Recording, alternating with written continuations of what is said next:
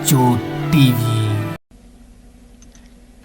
अपनी चोंच में चिड़िया का एक पंख लिए हुए गोरी कौवी उड़ती हुई जा रही थी और वो सीधी मिठू तोते के घर जाती है। इधर उधर देखकर गोरी कौवी मिठू के घर में घुस जाती है और गोरी कौवी मिठू तोते का सारा खाना खा जाती है। मिठू के द्वारा वर्षों का जमा किया हुआ खाना कालू कौवा खा जाता है और चिड़िया का पंख वहीं फेंक देती है और हंसते हुए बोलती है, अब आएगा मजा। मैंने मिठू का भोजन खा लिया है और चोर बनेगी चिड़िया। हंसते हुए कालू कौवी वहां से भाग जाती है। मिठू कहता है, हरियाली जल्दी से घर चलो, आज हमारा वर्षों के लिए भोजन इकट्ठा हो चुका है। अब हम बेझिझक होकर दूसरे जंगलों में सैर करने जा सकते हैं। मिठू जी, मैं तो थोड़े दिनों के लिए अपनी माँ के पास भी जाऊंगी। मैं काफी दिनों से वर्षों के लिए भोजन जमा करते करते थक गई हूँ। मिठू और उसकी पत्नी हरियाली दोनों घर आते हैं। मिठू कहता है, लुट गए, अरे हम तो लुट गए हरियाली। हरियाली, हम बर्बाद हो गए, हमारा भोजन कहाँ गया पति जी? जालिम चोर तो हमारा सारा भोजन चुरा ले गया। वो दोनों पति पत्नी रोने लग जाते हैं। दोनों की आवाज सुनकर मिठू का पड़ोसी कबूतर वहां आ जाता है। क्या हुआ मिठू, तुम क्यों रो रहे हो? कोई चोर हमारा भोजन चुरा गया। अब बहुत मुश्किल से हम अपने 1 वर्षों के लिए भोजन जमा कर पाए थे। देखो, वो देखो, वहाँ एक पंख गिरा है, उसी चोर का। वो पंख तो रानी चिड़िया का है। मगर रानी चिड़िया ऐसा नहीं कर सकती। पर भूख हो तो कोई कुछ भी कर सकता है। हमें जाना होगा, हमें रानी चिड़िया से पूछने जाना होगा। फिर हरियाली और उसका पति मिठू रानी चिड़िया के घर जाते हैं। रास्ते में उन्हें गोरी कौवी मिलती है। मिठू मिठू, तुम सुबह सुबह भोजन लाने गए थे, तब रानी चिड़िया तुम्हारे घर क्या करने गई थी? क्या क्या रानी चिड़िया गई थी हमारे घर? हाँ हरियाली, मैंने उसे खुद देखा था। ऐसे भागे जा रही थी जैसे कोई चोर हो। हाँ, इसका मतलब रानी चिड़िया ने ही हमारा भोजन चुराया है। हाय, मैं तो मर गई। हाँ, अब तो रानी भी चोरियां करने लगी हैं। मिट्टू, अपने तेज चोंच से मार मार कर पंख तोड़ दो उसके। मैं छोड़ूंगा नहीं उसे। खुद गुस्से में कालू और उसकी पत्नी चिड़िया के घर चले जाते हैं। चिड़िया अपने घर के बाहर ही बैठी हुई थी। कुछ पूछे बिना जाकर मिठू अपनी तेज चोंच से चिड़िया पर हमला कर देता है। अरे मिठू, छोड़ो मुझे, तुम पागल हो गए हो क्या? मैंने क्या किया है? जब हम घर के बाहर घूमने गए थे, तब तुमने हमारे घर से सारा भोजन चुरा लिया हमारा। मिठू चिड़िया को छोड़ देता है।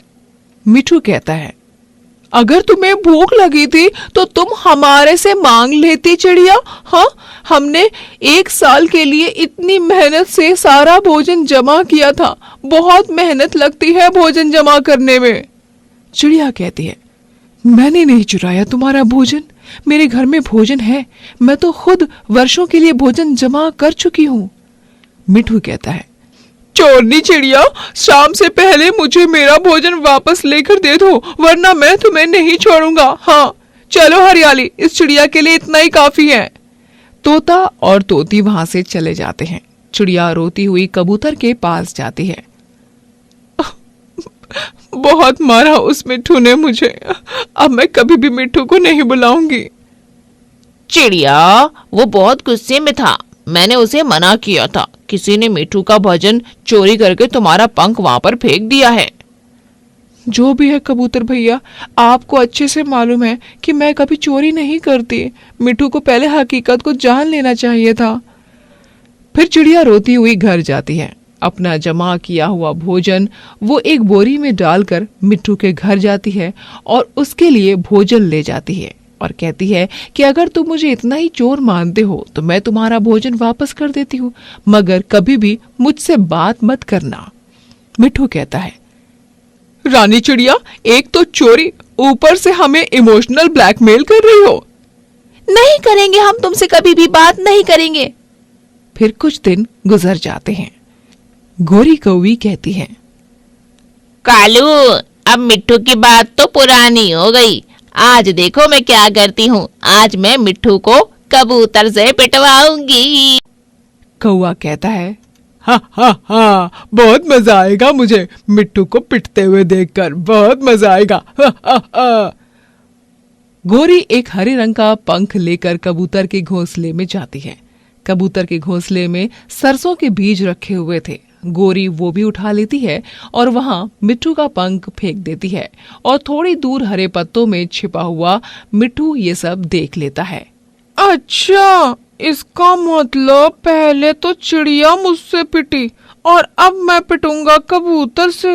ओ, असली चोर तो गोरी कौवी है। चोर चोर, अरे चोर, सुनो कबूतर, कबूतर तुम कहाँ हो?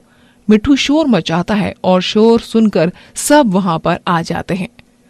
गोरी कौवी कहती है, अरे क्या हुआ? मैं तो देखने आई थी कि कबूतर ने कोई अंडा भी दिया है या ऐसे ही कबूतर का घोंसला खाली है। तुम चोरनी भी हो और झूठी भी। कबूतर कहता है, रखो मेरी सरसों के बीज। फिर कबूतर और मिट्टू दोनों मिलकर गोरी कौवी को बहुत मारते हैं। किसी तरह से गोरी कौवी वहां से भागती है। यार कबूतर, मैं बहुत शर्मिंदा हूँ। मैंने जो चिड़िया से कहा, मैं उस पर बहुत शर्मिंदा हूँ। इसीलिए मैंने तुमसे कहा था कि इतनी जल्दी ना करो, पहले हकीकत को जानो फिर चिड़िया से बात करो। क्या आप चिड़िया मुझे माफ कर देगी?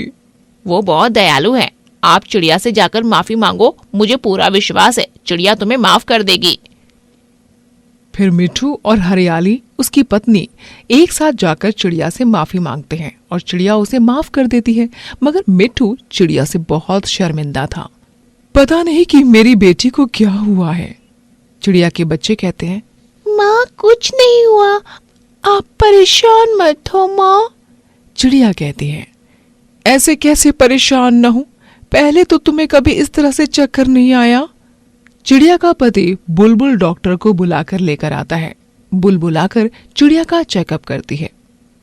बुलबुल कहती है, आप दोनों को बधाई हो। जी हाँ, बहुत खुशी की बात है, आपकी बहू माँ बनने वाली है। ये सुनना था कि चिड़िया के साथ उसका पति दोनों खुशी से पागल हो जाते हैं। चिड़िया कहती है, देखा बेटा, मैं ना कहती थी कि हमारे घर में बच्चों की किलकारियां जरूर गूंजेंगी। माँ, ये सब आपकी दुआओं की वजह से हुआ है। फिर चिड़िया के साथ अपने बेटे से वो कहती है, बेटा, अब तुम्हें पहले से ज्यादा मेरी बेटी का ख्याल रखना होगा। रोज ताजा ताजा फल लेकर आना। मैं अपनी बेटी को अपने हाथों से जूस बनाकर दिया करूंगी। बेटा कहता है, जी माँ, मैं ऐसा ही करूंगा। फिर एक दिन चिड़िया के पेट में बहुत दर्द होता है। चिड़िया कहती है, हाय, मेरे पेट में बहुत ज्यादा दर्द हो रहा है। समझ में नहीं आ रहा, अभी तो अंडे के आने का समय भी नहीं हुआ, फिर ये दर्द क्यों होने लग गया? फिर चिड़िया का पति और सास जल्दी से चिड़िया को डॉक्टर के पास लेकर जाते हैं। बुलबुल डॉक्टर चिड़िया का अच्छे से चेकअप करती है और कहती है, परेशानी वाली कोई बात नहीं है। आपकी बहू के पूरे 12 अंडे आने वाले हैं, इसीलिए इसके पेट में दर्द है। बस अब आप पहले से ज्यादा ख्याल रखिए अपना। चिड़िया कहती है, भगवान तेरा शुक्र है, तूने हमें एक साथ इतनी खुशियां दी, हमारा घर एक बार में ही भर दिया। फिर वो वापस आ जाते हैं। चिड़िया की सास कहती है, बेटा, अब तुम्हें बेड पर ही रहना है, किसी भी काम को हाथ नहीं लगाना। मैं अभी पूरे जंगल में मिठाई बांट कर आई।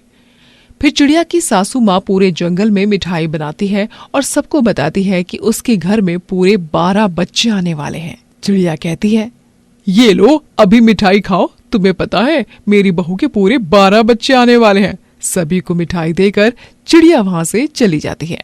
लेकिन गोरी कौवे को जरा भी खुशी नहीं हुई थी। तभी अगले दिन चिड़िया के वो घर जाती है। गोरी कौवी कहती है, चिड़िया, तुम मेरी बहुत अच्छी सहेली हो, मुझे तो तुम पर बहुत दया आ रही है। तुम ऐसा करो कि तुम सिर्फ 2 ही अंडे रखो, बाकी 10 अंडे गिरा दो। 10 अंडे गिरा दो। तुम इतनी बच्ची हो, छोटी हो, कैसे संभालोगी? चिड़िया कहती है, तुम भागो यहाँ से और तुम देखना हम अपने बच्चे को कितनी अच्छे से रखेंगे। बहुत ख्याल रखूंगी मैं अपने बच्चे का और मुझे पता चल गया है कौवी तुम्हें मेरी खुशियों से कितनी जलन होती है। भाग जाओ यहाँ से। फिर कुछ दिनों बाद चिड़िया के घर में पूरे 12 बच्चे पैदा हो जाते हैं और उनके घर में बच्चों की किलकारियां गूंज रही थी और वो सारा परिवार बहुत